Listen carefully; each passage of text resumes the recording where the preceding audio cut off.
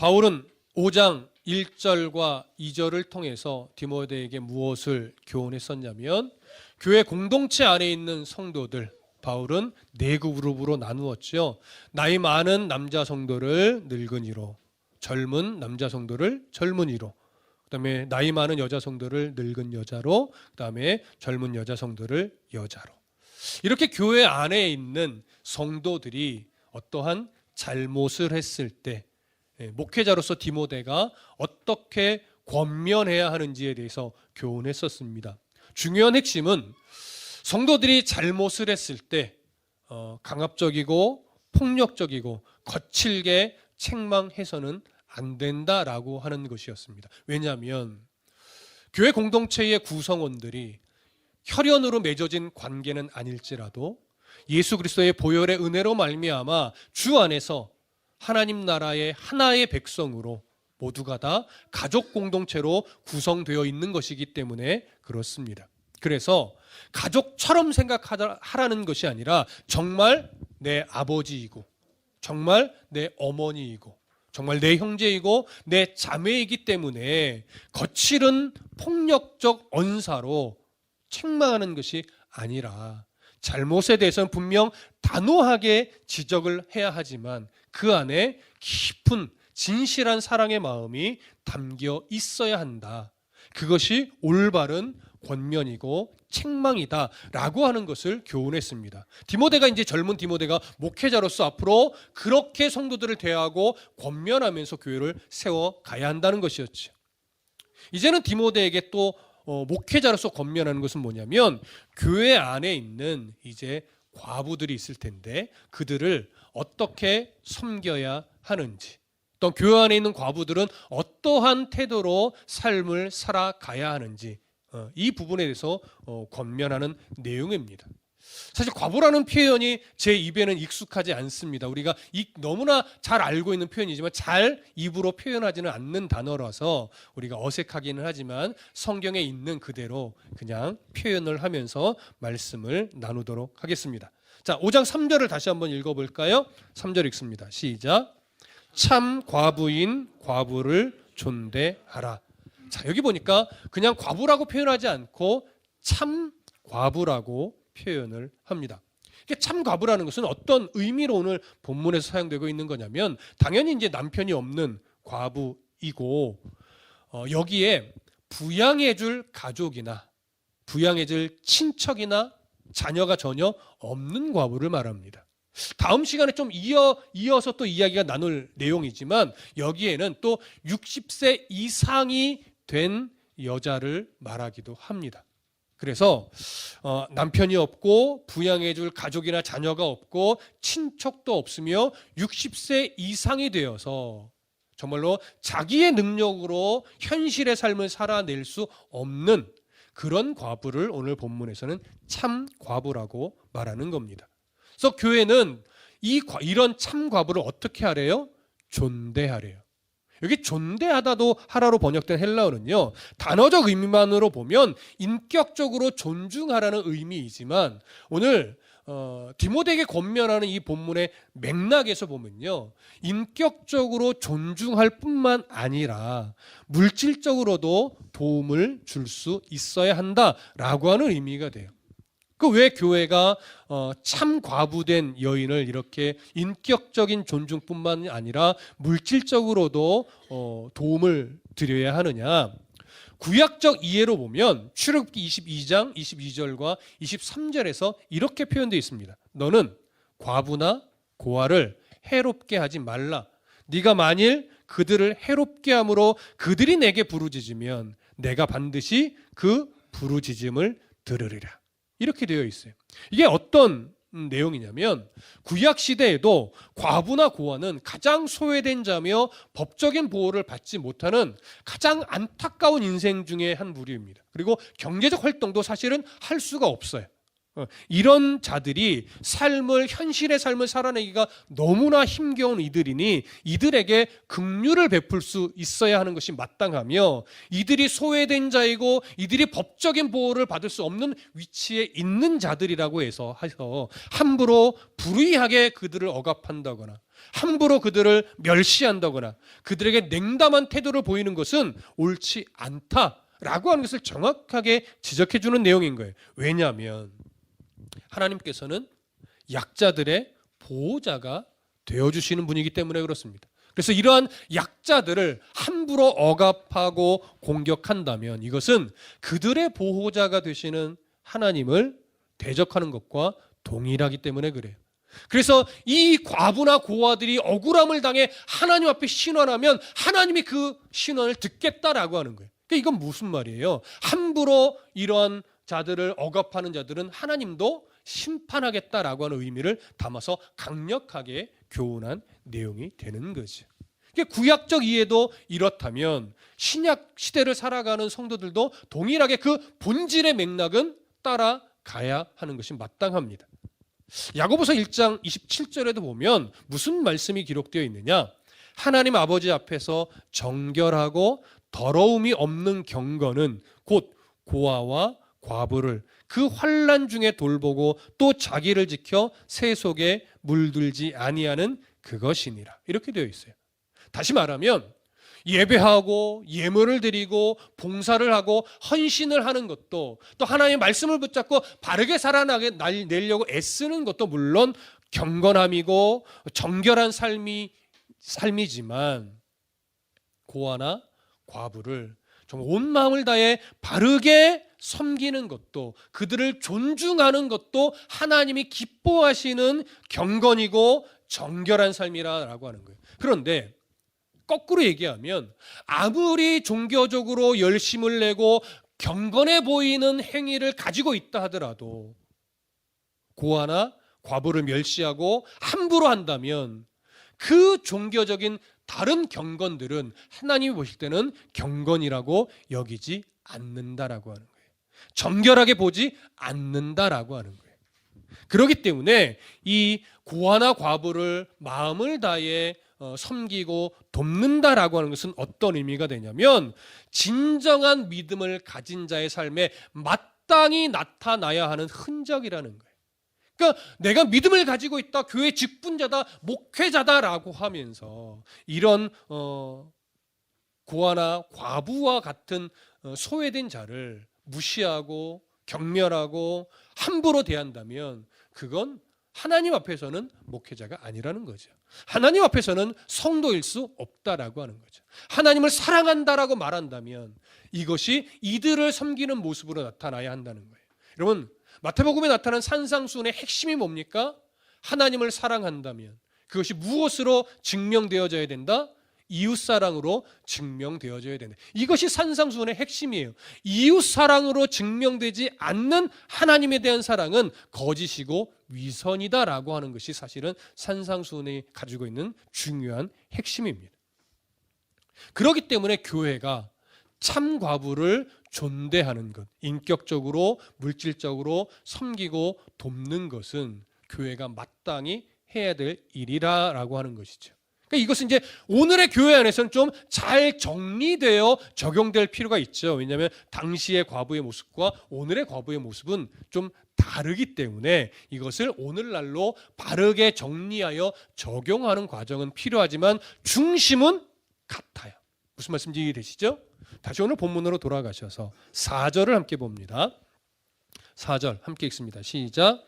만일 어떤 과부에게 자녀나 손자들이 있거든 그들로 먼저 자기 집에서 효를 행하여 부모에게 보답하기를 배우게 하라.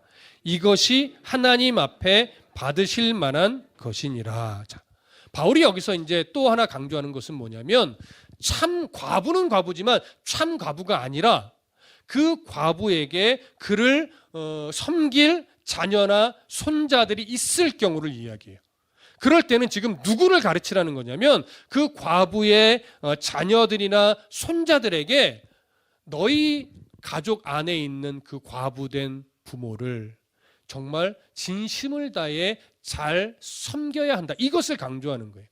효를 행하여 부모에게 보답하기를 배우도록 정말 그 자녀된 자들을 잘 바르게 가르치라라고 하는 거죠. 근데 왜 이것이 강조되냐면 이것이 하나님이 받으실 만한 모습이기 때문에 그래요. 그러니까 아무리 교회에서 중직을 맡고 있고 교회 봉사를 많이 하고 있어도 앞전에 이야기 드렸듯이 부모에 대한 올바른 효를 행하지 않는다면 그 모든 종교적 행위들이 그저 하나님 앞에서는 위선일 뿐이고 하나님이 받지 않는 모습들이기 때문이라는 거죠.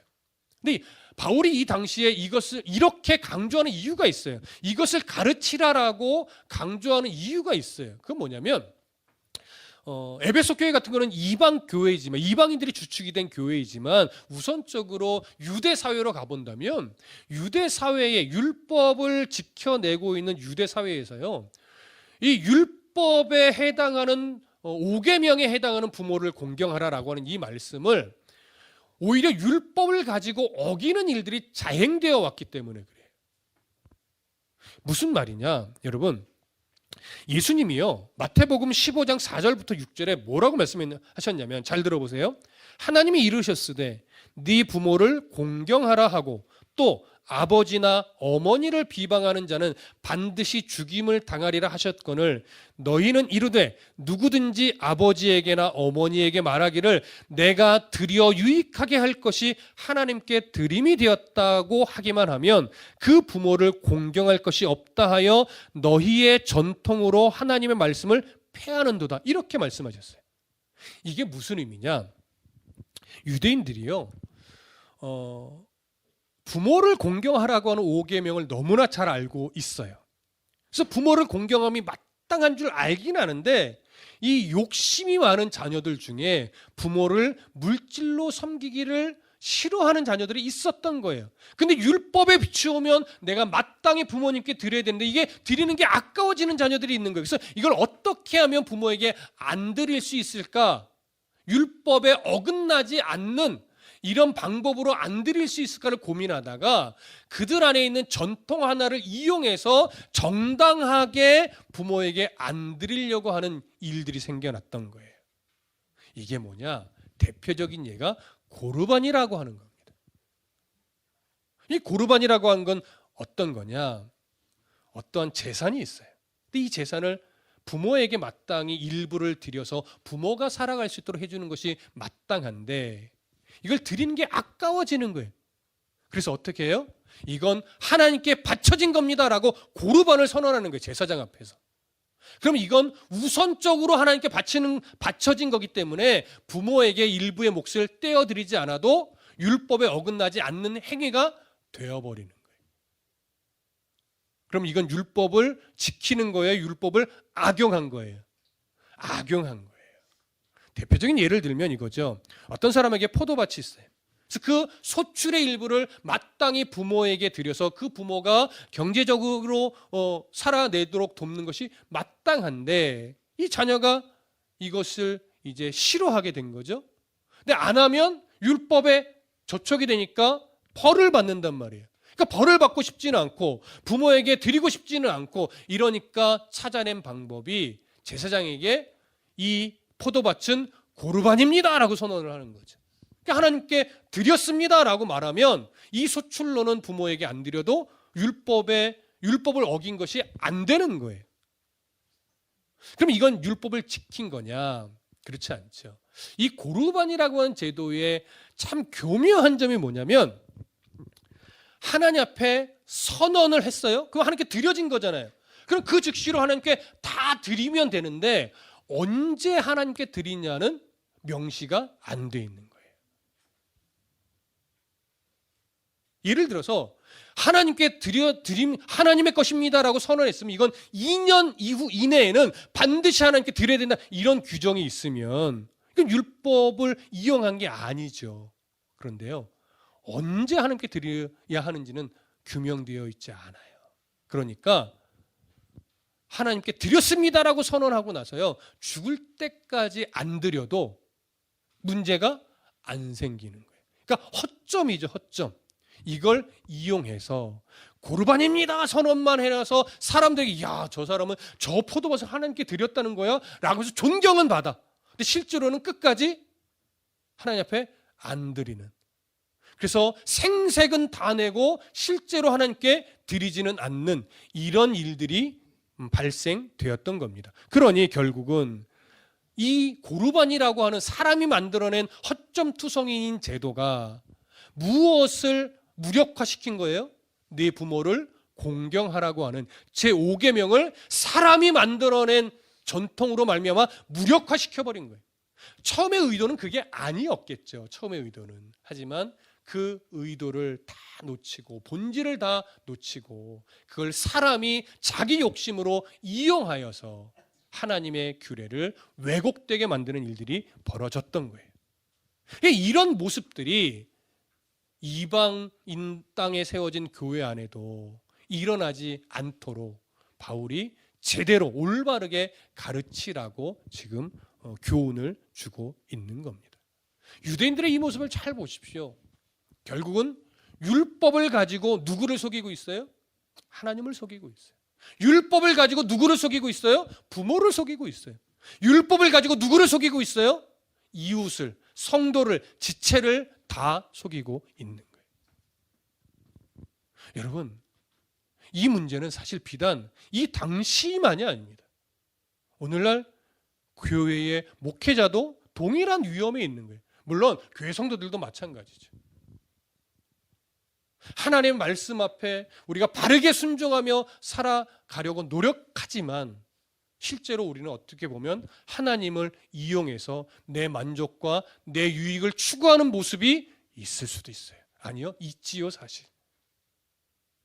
그렇다면 우리는 어쩌면 또 저는 목회라고 하는 명분을 앞에 내세워놓고 저도 하나님을 속이는 자, 저도 여러분을 속이는 자, 저도 부모를 속이는 자가 될 수 있는 거예요. 여러분들도 마찬가지죠. 여러분, 우리는 정말 가슴 깊이 생각하고 늘 긴장해야 됩니다. 나는 하나님을 섬긴다 하면서 혹여나 하나님을 속이고 살아가고 있지 않은가? 내가 하나님을 사랑한다 하면서 형제와 이웃을 속이며 살아가고 있는 것은 아닌가? 내가 하나님을 이용해서 나의 만족과 유익을 추구하는 그런 인생을 살아가고 있는 자는 아닌가? 우리 오늘 다시 한번 스스로를 잘 점검하여서 하나님 앞에 하나님을 이용하는 성도가 아니라, 그런 목회자가 아니라 하나님의 뜻에 올바르게 순종하는 삶의 흔적을 남기는 그런 목회자요, 그런 성도가 되기 위해 우리 부단히도 스스로를 점검하며 또 스스로를 채찍질하며 그렇게 살아가야 할 겁니다. 바울은 교회 성도들이 이러한 가르침을 따라 과부가 된 부모를 진심을 다해 섬기는 것에 대해서 뭐라고 말을 했냐면 하나님 앞에 받으실 만한 것이니라. 이것이 정말 하나님이 기뻐하는 것이라는 얘기죠. 매튜 헨리라고 하는 신학자는 이 부분을 이렇게도 설명합니다. 번제나 희생을 드리는 것보다 부모에게 효도를 다하는 것이 더욱 하나님께 용납받을 만한 일이다. 오늘 우리가 이렇게 모여 주일에 예배하는 것이 너무나 소중하고 귀하며 거룩한 일입니다. 그러나 우리가 부모에게 효도함을 갖지 않고 살고 있다면 어쩌면 하나님은 우리에게 이렇게도 말할 거예요. 야, 너 오늘 예배하기 전에 부모의 마음을 헤아리며 부모에게 올바르게 효도하는 일을 먼저 하고 와라. 이럴 수도 있는 거예요. 그러니까 이런 말씀 앞에 서면 저도 부모님이 함께 예배하고 있지만, 야, 이태희 목사님 너 그 설교하기 전에 너나 똑바로 해라. 이렇게 저도 들리는 거예요. 이게 저도 사실 많은 부끄러움을 가지고 죄송함을 가지고 저도 설교를 합니다. 우리가 다 그러한 마음이어야겠죠. 왜냐하면 우리가 부모를 잘 섬기길 원하지만 사실 우리도 다 그렇게 못하거든요. 그리고 오늘 이 말씀은 다시금 우리의 삶을 돌아보게 만드는 경종이 되어야 할 겁니다. 자, 이제 다시 성경 본문으로 돌아갈까요? 5절과 6절을 함께 읽습니다. 5절과 6절 함께 읽겠습니다. 시작. 참 과부로서 외로운 자는 하나님께 소망을 두어 주야로 항상 간구와 기도를 하거니와 향락을 좋아하는 자는 살았으나 죽었느니라. 자, 이 구절은요, 이제 바울이 정말 자신을 부양해 줄 가족이 없는 참 과부들이 이제 하나님 앞에 어떠한 삶을 살아내야 하는가에 대한 교훈인데, 올바르게 살아내고 있는 과부의 모습과 올바르지 못하게 살지 못하고 있는, 올바르게 살지 못하고 있는 과부를 비교하면서 교훈하는 부분입니다. 먼저 5절을 다시 볼까요? 5절 다시 한번 함께 읽어볼게요. 시작. 참 과부로서 외로운 자는 하나님께 소망을 두어 주야로 항상 간구와 기도를 하거니와. 자, 60세 이상이, 당시의 기준으로 60세 이상이 되었고 남편이 죽었고, 그러니까 남편이 없고 부양해줄 가족이나 자녀가 전혀 없어서 정말 외롭게 된 그 과부가 이제 어떤 삶을 살아내고 있다라고 말하냐면 하나님께 소망을 두어 주야로 항상 간구와 기도를 한대요. 이 모습이 올바른 참 과부의 삶의 모습이다라고 하는 거예요. 왜냐하면 여러분, 이 당시 이러한 과부는요, 경제 활동을 하고 싶어도 할 수가 없는 상황이란 말이죠. 그리고 법적인 보호 자체를 받을 수가 없어요. 법적인 보호는요, 남편이 있어야 받거나 아들이 있어야 받아요. 근데 아들이 없고 남편이 없으면요, 법적으로 자신을 대변해 줄 만한 사람이 없는 거예요. 그러니까 얼마나 불행한 삶을 살 수밖에 없는 자입니까? 그러니까 이러한 자는 사실 소망을 누구에게 둘 수밖에 없는 자예요? 하나님께 소망을 둘 수밖에 없는 자예요. 그러니까 이러한 참 과부는 필요 이상으로 사람을 의지하거나 자꾸 도움만 받으려고 하는 것이 아니라 우선적으로 나의 공급자는 하나님이다, 이러한 믿음을 가지고 하나님께 소망을 두고 하나님께 나아와 늘 기도와 간구로 교회를 위해, 교회의 성도들을 위해, 하나님의 나라와 의를 위해 늘 기도하면 그의 삶을 누가 책임지신다? 하나님이 책임지신다라고 하는 거예요. 그러니까 그렇게 하나님께 소망을 두고 늘 기도와 간구로 교회를 섬기고 나라를 위해, 하나님의 나라와 의를 위해 기도하는 그런 과부를 결국 하나님이 세우신 교회가 그들을 존중하고 물질적으로도 돕는 것이 마땅하다라고 지금 바울이 가르치는 거예요. 무슨 말씀 이해되시죠? 그러니까 참 과부는 결국 사람을 의지하지 않고 하나님만을 의지하며 기도하며 살아내는 것이 마땅하다라고 지금 교훈하는 겁니다. 그런데 이렇게 하나님께 소망을 두지 못하고 불안에 빠져 있는 참 과부도 있단 말이에요. 왜? 실제로 현실이 그러니까. 근데 그렇게 현실의 무게를 하나님께 내어 맡기지 못한 과부들 중에는 어떻게 사는 사람이 있다라고 말하는 거냐면 6절 보니까 향락을 좋아하는 참 과부도 있었다라고 하는 거예요. 그래서 이런 자는 살았으나 죽은 것과 똑같다라고 말하죠. 여기서 향락이라고 번역된 헬러가 스파탈로사라고 하는 이 단어인데, 이 단어는요, 결국 어떤 의미를 품고 있는 단어냐면 영적인 일에는, 하나님께 소망을 두는 일에는 관심을 두지 못하고 오히려 퇴폐적인 것을 즐기거나 아니면 부도덕한 방법으로 생계를 유지하려고 하는 자, 이런 모습을 말하는 거예요. 그러다 보니까 어떤 학자들은 이 향락을 즐긴다는 표현을 매춘 행위를 한 것으로 보기도 해요. 전혀 개연성이 없지는 않습니다.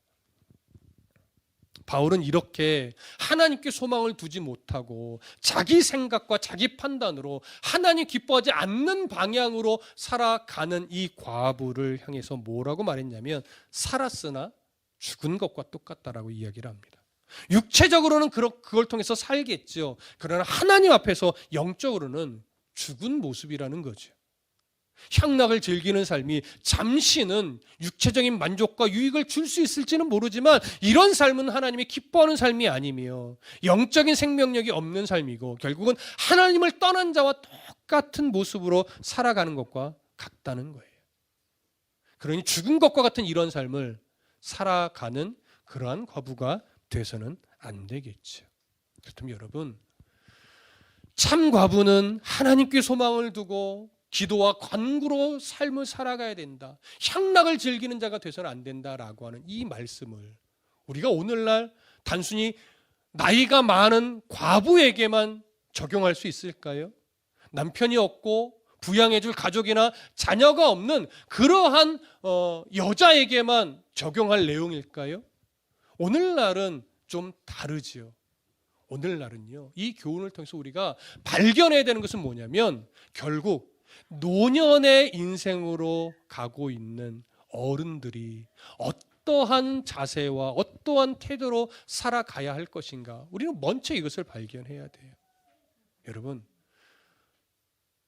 저희 부모님도 마찬가지지만 이제 80이 넘어가고 90을 바라보고 또 90이 넘어가고 이렇게 이제 노년의 때가 되면 어쩔 수 없이 육체적인 한계에 부딪히잖아요.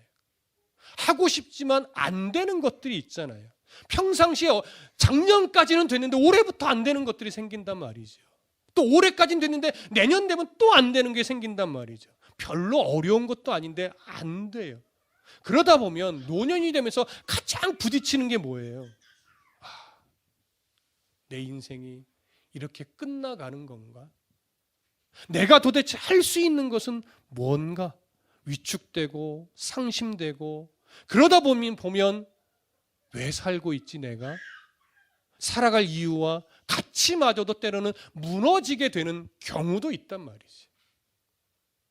그런데 여러분, 참 제 나이에서 이런 말을 드리기가 참 어려운 면이 있지만 성경에서 가르치는 건 나이가 들어 노년의 때가 됐을 때 육체가 쇠하여 가서 예전처럼 안 되는 것은 어떻게 보면 당연한 순리이고 이치라고 하는 거예요. 그렇기 때문에 뭔가 한계에 부딪히고 안 되는 것을 보면 절망할 수밖에 없고 낙심할 수밖에 없고 내가 이게 살아갈 이유가 뭐냐라고 그런 마음이 들 수 있는 것이 어찌 보면 당연하지만 하나님의 시선으로 본다면 결국 우리의 인생은 하나님 나라에서 궁극적으로 있는 거기 때문에 그 육체의 한계에 부딪히는 노년의 때에 내가 어떤 마음과 어떤 태도로 살아가느냐에 따라 후세대가 하나님 나라를 소망하는 노년은 저렇게 살아가야 되는 거구나 이런 본을 받을 수 있는데 그 하나님 나라의 소망을 꿈꾸면서 육체는 한계에 부딪혀 가지만 늘 기도와 간구로 하나님 나라를 바라보며 견디며 감사로 살아내는 노년이 될 때 후세대는 하나님 나라를 꿈꾸는 어른이라는 건 이런 거구나. 저와 같은 장년층이 배우게 되는 거거든요. 그러니까 어떻게 보면 노년의 우리 어른 세대는 바로 그러한 사명이 있는 것 같아요. 육체의 한계를 통해 절망하는 것이 아니라 육체는 쇠하여 자꾸 한계에 부딪히지만 내가 오늘도 그럼에도 기뻐하며 감사할 수 있는 이유는 하나님이 약속한 그의 나라가 있기 때문에 그 나라에 우리가 들어가서 영원한 복락을 주님과 함께 누릴 거기 때문에 육체의 한계도 감당 못할 감사로 육체의 부딪힘도 감당 못할 기쁨으로 오늘을 살아내 주셔야 하는 것이 우리 노년층에 계신 어른들의 책임이고 사명이라고 생각합니다. 그럼 그 어려움, 그 힘겨움, 그 마음의 상실 감히 부탁드리건대 믿음의 어른으로서 정말 잘 이겨내 주시기를 그리고 하나님 나라의 소망으로 오늘도 감사하며 하루하루를 살아내 주시기를 자녀된 입장에서 간구드립니다. 그리고 축복합니다. 그리고 장년층에 있는 우리 장년들, 우리 부모 어른 세대들이 그렇게 믿음으로 견뎌내는 모습을 바라보면서 우리도 저렇게 노년이 되어 가야 되겠다. 한계에 부딪힐 때 절망하는 어른이 아니라 그 한계 속에서 다시금 하나님의 나라를 소망하고 꿈꾸면서 기쁨과 감사와 또 늘 간구와 기도로 후세대들을 위해서 본을 보이며 살아내는 그런 어른 세대가 되어야 되겠다라고 하는 귀한 교훈을 꼭 받아주시기를 소망합니다. 교회 노년층에 있는 어른들이 그렇게 살아내 주시고 장년층이 그 교훈을 받아서 또 기쁨과 감사로 살아낼 때 우리 청년, 청소년, 후세대가 믿음이란 이런 거고 하나님 나라를 소망하며 꿈꾸며 살아간다는 것이 이런 거구나 라고 여기며 그 믿음이 유산으로 물려져 갈 수 있는 겁니다. 그래서 오늘 참 과부에 해당하는 이 말은 사실은 참 과부에만 해당되는 것이 아니라 이제 노년의 시대로 넘어가는 어른 세대에게 정말 올바른 믿음의 삶이 무엇인가를 보여주는 것이고 또한 그러한 어른들을 올바르게 존경하고 공경하며 또 물질적으로 섬기며 혀를 다하면서 올바른 노년의 삶을 또 바라보는 장년층이 되어 주실 때 교회는 정말 건강해질 겁니다. 가정이 또 건강하게 세워질 겁니다. 그리고 우리 자녀들도 그러한 어른으로 앞으로 되어져 가겠지. 우리 모두 이 말씀을 마음에 새기시고 정말 귀한 어른이 되어주시고 또 귀한 부모가 되어주시고 그 믿음의 유산을 잘 물려받는 우리 청년, 그 다음에 청소년, 자라는 성장 세대들이 되어주시기를 간절히 소망하고 축복합니다. 기도하겠습니다.